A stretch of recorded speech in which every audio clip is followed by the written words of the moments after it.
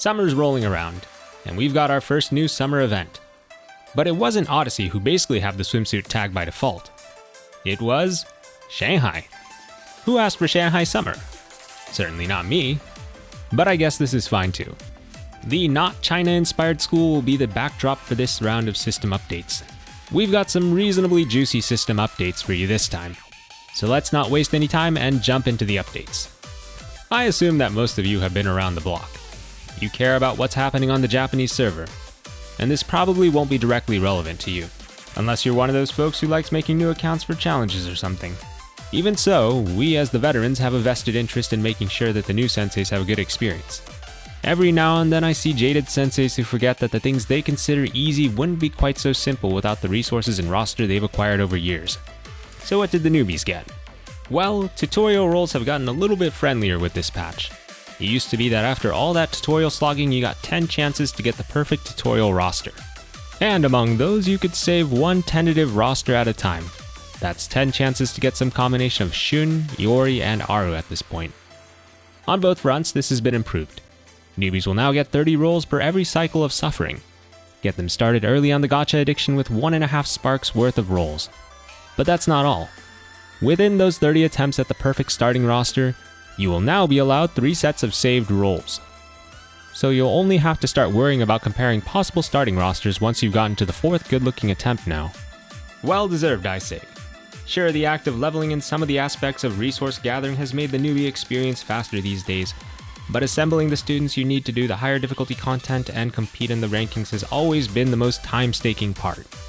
A newbie following guides these days is expected to optimize their roles starting from the tutorial and whatever banner is running when they've decided to enter Kivotos. Not that it's absolutely necessary, but it does help immensely in transitioning from the early game to the end game for the aspiring Bald Lords. Unfortunately for the tryhard newbie, the new limited dash banner hasn't made this any less stressful. This is not to be confused with the notorious paid start dash ticket, which some would say has questionable value. This is a true start dash, letting you roll for Mika, Swimsuit Hoshino, and Wakamo for 28 days after account creation. The pickup selection method is exactly the same as Archive, where you tap the plus to select. And like all other Archive-like summons, it unfortunately does not share its spark count with anything else. So they'll have the privilege of striving to align the stars for the tutorial role, their start date banner, and the limited dash banner if they really want the perfect start. Not that existing senseis were left out of this either. We were given our start on the first login after the update. Oh, how I wish this was a thing when I started. But I'm happy for the newbies. Be the meta slave that I couldn't, new folks. And you might be wondering, this sounds awfully like Recollect summoning. Yes, this is basically Recollect summoning. On every recent survey, I was one of the sensei who ranted to John about the devastating mental damage of not having Swimsuit Hoshino as an intermediate player. It seems I wasn't alone. And they were also aware of how bad of an experience it was being locked out of a Fest character at the mercy of the off-rate Fest Spook pool. And if an annual chance wasn't good enough, here we've arrived at newbies being granted the opportunity to effectively roll for legendary Pokemon at the start of their journey. I could ramble about the mixed feelings I have for that at some length, but this isn't the video for that. On a related note, the next Recollect summoning has been announced. In addition to Hoshino, Mika, and Wakamo, Dress Hina and Swimsuit Hanako have been added to the pool. We didn't know at what rate they were going to be adding new students to the Recollect pool last time, so I think it's safe to say that they've created a complete life cycle for Fest students that starts in actual Fest, reruns in the Fest Spook pool, and eventually retires in Recollect. I'd say good job, John. What else has changed? Befriending has changed. There used to be a time where you could refresh the random friend search and come across the SSR whales by chance. The kind of whale that has the UE60 Dress Saori or UE60 Keypow Marina that you need to borrow at a given time. The kind that always has a full friends list. Like this guy. What do you mean you're full on friend slots? You think you can just ignore my friend request? Who do you think I am? Oh. Right. Thanks for the ego check. Digression aside, you won't see the people out of reach anymore. You can no longer aspire to be friends with the random sensei who has a full friends list.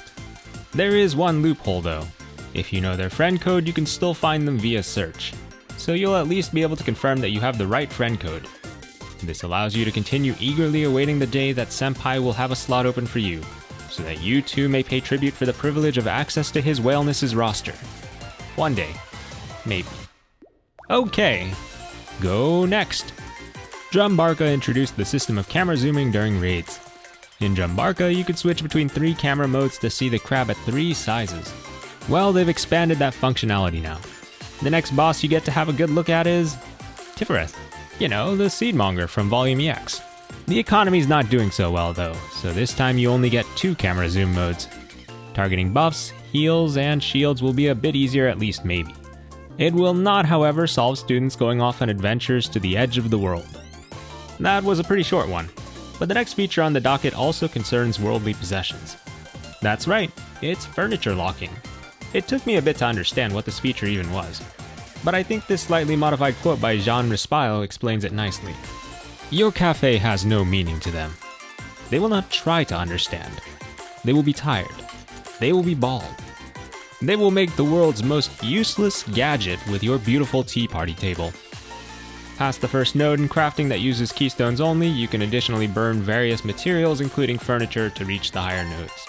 Most people use this to craft additional gifts to feed to their waifus. In case you want to make sure you don't accidentally burn furniture that you use in the cafe but don't currently have set, we have a safeguard in place now. In the cafe, you can set locks on the furniture. Just check this box. This will prevent it from showing up in your crafting firewood pile. Don't you worry, Nagisa. I'll protect your table from these heathens. And now for the final true system update. I think it was a system update at least, but you can now check what terrain does with the interface. Tap the terrain icons and get some cryptic numbers that you can at least recognize as getting bigger the greener and cooler the icons get. For the people who religiously use Share anyways, this probably doesn't change much. And I imagine the people who would care have a large overlap with that group. But hey, not going to say no to these kinds of updates. Now for a few bug fixes. To Natsu fans, I'm sorry to inform you that she is not the person you thought she was. For all her profound musing about the meaning of the universe, her ideals apparently don't extend to cleaning up the world. I personally was very disappointed to find out.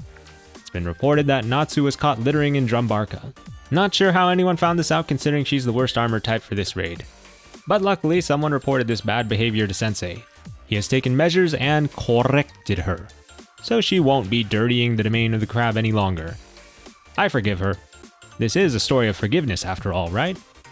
You know who else was also misbehaving? Hoshino. While tank-armed Hoshino is kind and honest, armed Hoshino in her attacker stance was being a bit clammy. She wouldn't tell Sensei what her favorite items were. Guess that outfit has her in a bit of a tsundere side. After the patch, she's opened up to Sensei. Good for her. Alright, that's it for the true system updates. I play it kind of loose with exactly what is a system update, but I was thinking, since I never seem to get around to these definitely not system updates that I imagined people would be interested in, let's throw in some notes of updates to existing system features. For example, Drumbarka is now available in the practice raids. No need to wait until the next time to test out what might be potentially power creep from new students. Go have a crab boil at your own convenience. Also in the shop, Band Airi has been added to the Expert Permit shop. She's supposed to be having a grand time with her bandmates in Fury of Set, but from start to present, even with the extra slots extended to tower raids, we just don't have space for her. Maybe her inferiority complex during the event was justified. Most meta slaves also already have their expert permits tied without adding Airi to the mix, but if you're one of the devoted Airi fans, she's there to spend your expert permits on. And finally, bond item additions. How exciting! The recipients this time are Bunny Karin, Iroha, and Ayane. None of them see much use in the modern era of Blue Archive. Bunny Karin receives new stockings. I dare not say anything witty about that. She gets critical damage from the stats, which never hurt for a damage dealer. For her normal skill, which was formerly just AoE damage that ignored some defense, the damaging portion gets a modest ratio and defense ignore boost. The very new part is the Mystic Effectiveness boost, which is a buff type she didn't provide for herself before. You mainly see her used in later teams of Peroro Lunatic, since armed Hoshino stole her job pretty dang thoroughly. The bond item doesn't seem like enough on its own to make her a compelling pull, but anyone who already wanted or had her can enjoy a little boost. Next is Iroha, the menace of the past. She has fallen off pretty hard, also courtesy of armed Hoshino. If you're seeing a pattern, yes, all problems lead to Hoshino. Iroha's bond item is a normal run-of-the-mill paperback. The normal part is very emphasized in the description along with the implication that she spilled coffee on it. It gives attack as the stat. Very versatile for an attacker. And the skill enhancement gives Toramaru a buff if Iroha's normal skill goes off while it's on the field. Iroha's normal skill is the one that rains down artillery, separate from Toromaru's main cannon. I'm sure you already knew this, but Toromaru is the name of the tank. Just saying it out loud. The buff makes Toromaru's next skill 50% stronger. For PvE, this does have its limitations. Toromaru surviving its full 50-second duration will get off 3 normal skills, and Iroha's normal skill only goes off once every 40 seconds. So assuming you do this right, you'd get 1 enhanced Toromaru normal skill off once per summon. I'd have thought this would be decent for PvP at least, since 1 shell goes a long way there, but you don't have control over the skill order, so that would add an element of luck hoping that Iroha's normal skill goes off at the right time. With the unreliable nature in PvP and the low holistic uptime of the normal, it's probably not the start of Iroha's second Reich. And finally, Ayane. Her bond item is a flower hairpin. She gets a healing boost from the stat portion. This being a pretty rare dimension makes it pretty effective at face value. And then the bonus to her normal skill. When she distributes the crit resist buff, strikers also get a one-time medikit to save for a rainy day. It only happens once per battle. Strikers will automatically use it when they go below 45% health. A maxed out Ayane on her own will heal about 28k with that. For reference, that's about half an UI. Respectable? Meta-wise, Ayane has been out of the picture for a long time. And this doesn't seem nearly enough to make her a first choice on anything at the moment. When we need free-to-play healing, we usually call on Hanako for big rapid AoE heals. Maybe you could use her somewhere in a deep team of Hieronymus or Kurokage, if you needed it for some reason. And that's it for the bond items, and also this video. Leave a comment if any updates caught your eye, and as always, thanks for watching.